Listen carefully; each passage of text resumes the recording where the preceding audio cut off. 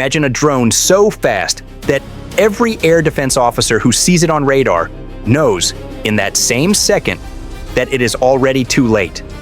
That crushing realization is the core of America's hypersonic drone concept. Speed is not just an advantage, it is used as a full weapon that makes interception close to meaningless. At the center of this powerful idea sits the Lockheed Martin SR-72 concept, often called the Son of Blackbird. Open sources describe a platform designed to reach speeds around Mach 6. That is roughly 600 miles every single hour. The drone uses a special kind of engine called a turbine-based combined cycle engine. In simple terms, this means one powerful engine works like a normal jet engine at lower speeds. Then, it smoothly switches to a different breathing mode to push the drone into the extreme speed of hypersonic flight. This is not magic, and it is not a science fiction dream. It is ruthless, dedicated engineering aimed at one clear goal: to fly so fast that it outruns everything and anything that tries to shoot it down. Speed itself is the oxygen that keeps this entire system alive and working. To fully grasp why interceptor missiles become functionally irrelevant against this kind of speed, you have to stop thinking about distance and start thinking about time. An adversary's air defense system, the shield of any hostile nation, lives and dies completely on its reaction time. There are many steps that must happen in a specific order, and each step steals precious seconds. First, the radar must detect the object in the sky. Second, computers must start tracking its path. Third, human operators, under massive stress, must make a decision to shoot. Fourth, the missile must launch, climb up high into the atmosphere, and then guide itself to the target. Every step, every fraction of a second, is a chance for the enemy system to fail. At Mach 6, this hypersonic drone is not just flying. It is eating those precious seconds like fuel for its engine. Consider a simple scenario that exposes the weakness of the adversary. A hypersonic drone is flying high at about 80,000 feet. It is moving toward a defended area at 4,600 miles per hour. This means the drone covers about 1.3 miles every single second. Now, imagine an enemy long-range radar is able to spot this drone at a distance of 200 miles. On paper, the defenders have only a little over 2.5 minutes. This is the time they have to detect the target, confirm it is real, assign a weapon system, launch the interceptor missile, and successfully complete the intercept. In a perfect, computer-simulated world, this sounds possible. But in the real world, under the pressure of combat, those minutes vanish because of friction. The enemy suffers a harsh loss aversion here. Every lost second means lost options, lost shots, and a total loss of control over their own sky. Before we get to that, I need your help. I'm trying to hit 50,000 subscribers by the end of the year, and I need your help. So I would really appreciate it if you could subscribe and help me out. This is exactly why hypersonic speed and stealth used together are so dangerously effective against defenders. This is absolute humiliation for the adversary, whose most advanced systems are turned into slow, expensive spectators. America's dominance is further asserted by adding stealth on top of that raw speed. The SR-72 concept uses materials that absorb radar energy and has a shape built to cut down on radar reflections. This does not make the drone invisible to the enemy. What it does is shrink the distance at which the enemy can even detect it. This is the ultimate decision loop killer. Shrink the 200 miles of warning down to 80, 60, or even less. And the 2.5 minutes of reaction time fall down toward 1 minute. Then, the time collapses into mere seconds. The massive altitude of over 80,000 feet adds another brutal layer of dominance. Operating that high keeps the drone above much of the dense atmosphere and also above many lower-tier air defenses that the enemy might rely on. Most of the enemy's interceptor missiles and fighter aircraft are designed and optimized for targets flying much lower, usually between 20,000 and 60,000 feet. Forcing the fight higher means that fewer enemy weapons can even reach the area where the drone is flying. From the perspective of the American system, the battle plan is simple. go fast enough that the defender's entire decision loop never closes in time to matter. Military experts often use the term OODA loop to describe the steps: observe, orient, decide, act. The SR-72 concept is designed with ruthless precision to slice straight through that enemy loop. The goal is to cross defended territory faster than enemy operators can move from merely observing a track on a screen to taking action. This creates deep psychological and technical effects on the adversary.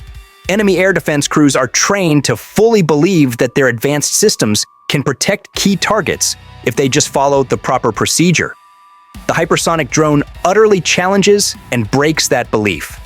By the time a small icon appears on their screen, the drone may already be near the very end of its mission run. By the time an enemy operator is confident enough to say, "Engage, launch the missile," the geometry of the fight is already broken. Every single late shot that misses the target teaches the enemy a harsh, humiliating lesson. The system they were trained to trust simply cannot catch this new class of threat. This is where true dominance and deterrence are found. The purpose of this drone is not just to survive. The true goal is to convince all potential enemies that trying to stop such a powerful drone is a complete waste of their resources and, eventually, their lives. This is the essence of tribal male-male dominance asserted by technology. The very logic of the enemy's massive investment in air defense starts to look weaker and weaker when faced with a machine that crosses their territory in a mere handful of minutes. The SR-72 concept changes how reconnaissance, or spy missions and strike missions, are planned and carried out. It can dash in for just a few minutes, capture high-resolution images, collect electronic data, or deliver precision weapons to a target. Then, it can leave before the enemy even finishes spinning up a proper, coordinated response. Because the platform has no human pilot, the designers are free to accept high G-forces, extreme heat stress, and levels of risk that no human body could possibly survive. The nose, the leading edges of the wings, and the skin of the drone must endure temperatures reaching hundreds of degrees Celsius while moving at Mach 6. Before we get to that, I need your help. I'm trying to hit 50,000 subscribers by the end of the year, and I need your help. So I would really appreciate it if you could subscribe and help me out. Advanced materials and cooling systems turn this deadly heat problem into a challenge for engineers to solve. This removes the pilot survival limit that grounds the enemy's entire way of thinking. Again, the final result is the same: more speed, more survivability for the asset, and absolutely zero chance of interception for the enemy. The current offensive capability of the United States is far ahead of the enemy's defensive curve in this entire speed regime. The tension builds for the enemy because they are always playing catch-up. For the audience, understanding why America's fastest drone makes enemy interceptors irrelevant is about understanding something called time compression. At the speed of a commercial airline, defenders have minutes to react. At hypersonic speed, that critical window of time can instantly collapse to just seconds. When that collapse happens, even the enemy's most advanced missile battery stops being a shield. It becomes exactly what it is: a slow, very expensive spectator. There is also a deeper identity link here for the audience. The power shifts completely. It moves from the individual pilot's skill to the sheer dominance of the system's design, the power of its data, and the precise timing of its movements. This allows the audience to bind their identity to American competence and technological order. A hypersonic drone combines all of the advantages of past fast jets without ever putting a single pilot at risk. For all of America's allies who rely on American power, a drone concept like the SR-72 promises absolute reassurance. It means there is a platform that can collect intelligence or deliver a precise strike, even when faced with the strongest, most modern, integrated air defenses the enemy can muster. For rivals, this drone presents a major problem that they cannot solve simply by buying more interceptor missiles. The very foundation of their massive air defense investment is weakened and exposed when they face something that can cross their entire territory in a handful of minutes. The core truth remains stark and clear. Hypersonic drones achieve a combination of speed, altitude, and stealth that rips away the one thing interceptors need most: the time to work. Without time, their guidance laws, their seeker heads, and their long-range missiles become nothing more than expensive metal thrown into empty sky. This is what functionally irrelevant truly means. It means the enemy is always one full step behind, always reacting too late to a threat that has already come and gone. Understanding this simple mechanism, the combination of speed, stealth, and altitude, crushing the enemy's reaction time, is the key to understanding why America is investing heavily in this type of drone. The purpose of this drone is to make the enemy feel complete loss of control. The enemy defense chain relies on a human decision to fire a missile. A hypersonic strike drone built to cruise at Mach 6 flips this entire equation. At 6 times the speed of sound, the aircraft slices through the danger zone so incredibly fast that the enemy air defenses are always lagging behind the curve. They are always reacting too late to a threat that is already exiting their territory. A hypersonic drone is in and out of the most hostile airspace so quickly that many layers of the enemy's defense only ever see traces of its passing.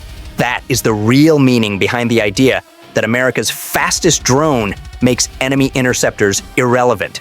This compression of risk is the real weapon the US wields. Enemy radar operators rely completely on tracking, predicting the target's movement, and guiding interceptor missiles along a carefully calculated path. When the target is hypersonic, the prediction problem for the enemy becomes truly brutal. Any tiny error in estimating the drone's speed, its heading, or its altitude instantly multiplies over distance.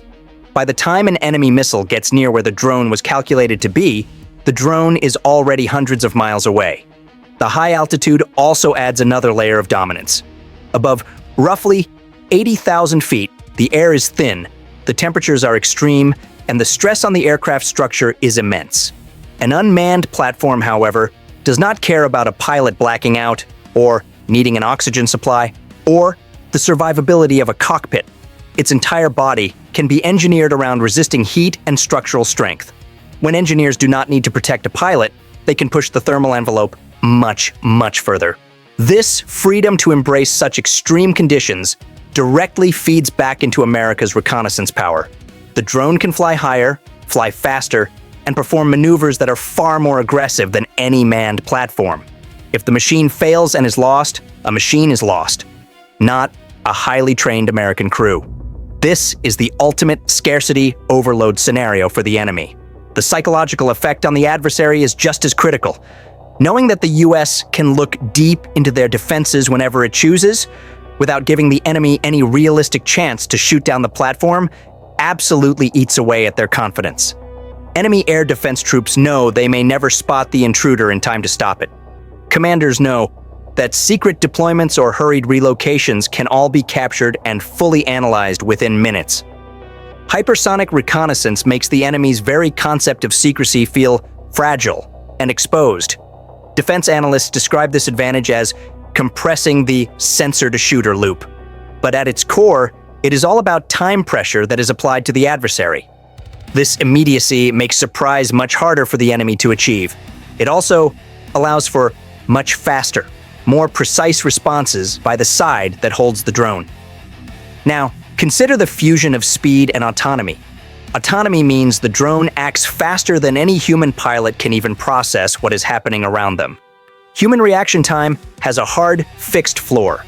In manned combat jets, even the most elite pilots need hundreds of milliseconds to see a threat, understand what it is, decide on a course of action, and then move their hands to execute the plan. At the extreme, crippling speeds of a hypersonic drone, the machine has already traveled the length of several football fields in that same tiny slice of time. An autonomous drone with powerful, advanced sensors and processors simply does not wait for a human. Radar data, infrared images, and electronic intelligence all feed straight into the onboard computers. Algorithms instantly scan for recognizable patterns, match them against known enemy threats, track the targets, and calculate firing solutions. All of this happens in milliseconds. There is no time lag from a data link. The ultimate power is not a pilot's skill, it is the machine's speed. The defense's hierarchy becomes a profound handicap in the face of machine speed. By the time a human order is formed, the situation on the ground has changed completely. The advantage for the United States grows exponentially as the speed increases. At hypersonic velocity, the short window between detection and destruction shrinks to seconds. Enemy defenders frantically launch their missiles. The autonomous system, however, does not feel fear or confusion. It just runs its pre-programmed code. It takes in the missile tracks, the radar pulses, and the rapidly changing geometry of the fight. It shifts its altitude, angles its body, and times its roll to slip between the enemy's threat envelopes. All of this happens in fractions of a second. The psychological effect of such a dominating system is a weapon all its own. Enemy pilots have long relied on their skill and their instinct to survive. A drone that reacts faster than human thought, changes its course faster than human eyes can track, and strikes before a full alarm can even be raised, completely attacks that core belief. This is total humiliation for the adversary. For American planners, the powerful appeal of this system is clear. A platform that does not need a pilot can accept stresses that no human body could possibly survive. This is because the American decision to use a strike or surveillance drone carries a lower risk than using a manned asset. If the drone is lost, the enemy has only revealed how their defenses work. That is valuable information for America. The enemy's entire concept of secrecy is ruined. The drone's onboard intelligence becomes not just fast, but seasoned and hardened. It remembers exactly how certain enemy systems behave, and it can prepare the necessary countermeasures before those enemy systems even appear on the screen.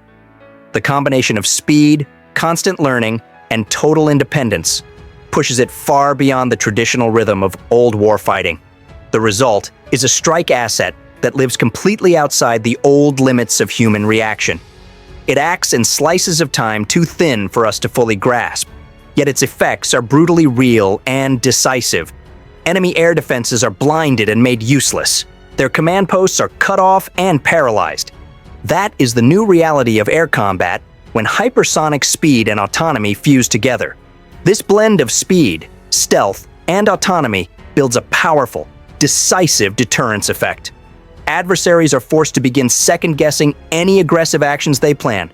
They delay their planned missile tests. They must constantly relocate their most valuable assets.